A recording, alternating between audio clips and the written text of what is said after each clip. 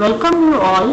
My name is Mrs. Neelam Kumari and today I am going to teach you a very interesting topic, that is form and movement in animals.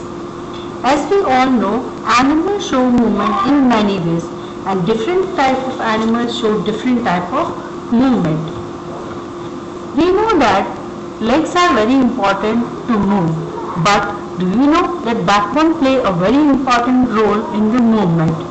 We can stand straight and enable us to move with the help of movement. But it doesn't mean that animals who don't have backbone, they can't move. So on the basis of backbone, we divide animal into two parts, that is vertebrates and invertebrates. Vertebrates are those animals that have backbone, for example fish, frog, lizard, horse and birds, etc. On the other side, invertebrates are those animals who don't have backbone. For example, earthworm, snail, cockroach, etc. The movement of vertebrates is different from that of invertebrates. Let us learn about the different type of movement in animal to understand the various kind of locomotion. First of all, we will see the movement of earthworm. An earthworm is an invertebrate. It has a long tube-like body. It has no bones and it has no backbone. It moves with the help of a slimy substance which is secreted from the earthworm's body. Its body is made up of several parts, that is called segment. As you can see in the picture, there are so many segments on the body of the earthworm. It helps the earthworm to move on the surface. It moves by the lengthening or shortening of these segments. The segments also have small tiny hair-like bristles which we can't see in this figure, but if we saw the earthworm very carefully, then we can observe these bristles which help the earthworm to grip the surface and pull its body forward.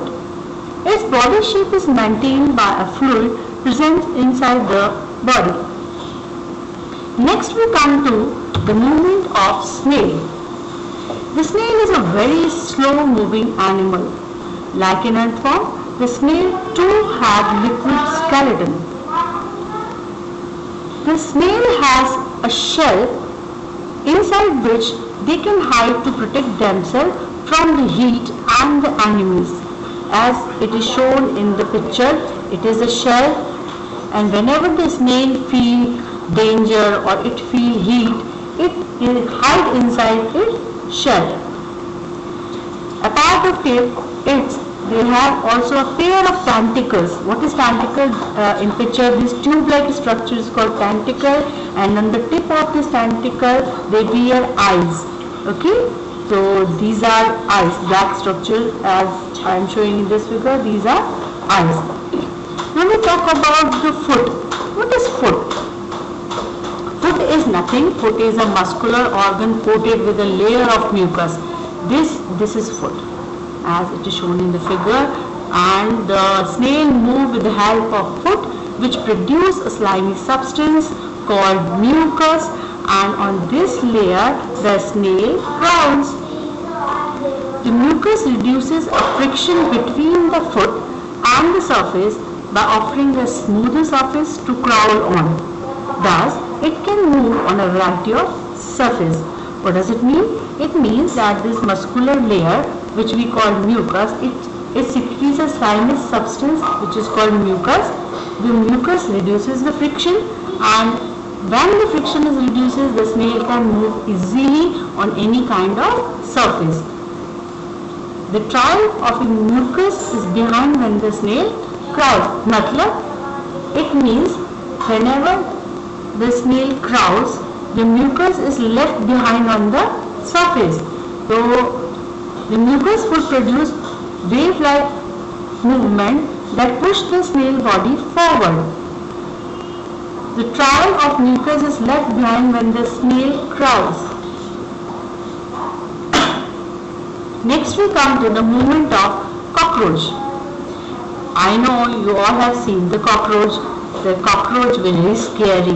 Most of the kids, They are scared of cockroach. Now we will talk about this cockroach, how it moves. The cockroach body is covered with a hard outer skeleton. Cockroach has a pair of antennae, as you can see in this figure. This is antenna and it has a pair of antennae. Okay. With this antenna, the antenna help them to smell things. When the cockroach move forward, they smell with the help of these antennae. They also have a pair of cerci. What is cerci? As it is shown in the figure, these small antenna-like structure on the end part of the cockroach is called cerci, that can detect the slightest of movement and warn them of any danger from behind. We have seen that when we came near the cockroach can sense that movement and they run away fast. It happened just because of this cerci. These are the cerci.